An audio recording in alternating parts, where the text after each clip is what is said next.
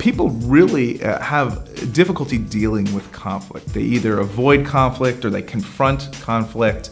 Not a lot of times do they problem solve, and if they do believe that they're problem solving, they have trouble defining how they problem solve. And I think what this does is it takes a lot of the research that was done in a book that was really well written back in the 90s called Getting to Yes, and it started asking questions like, who are the people you're in conflict with? And how do you understand those people better? And how do you separate those people from the problems that they're having or you're having with them?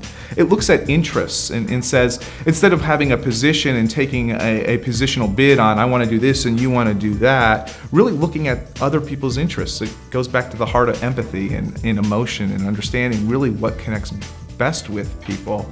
And then it ultimately gets to how do you make a decision and how do you increase all of the possibilities. And I think the thing I love about conflict is it's not naturally associated with creativity, but it should be, because I think conflict ultimately presents a problem where there's possibility. And how do you increase the number of possibilities in solving that problem? So we're always, as leaders, trying to look at how do we increase our possibilities to be successful in working in relationship with other people.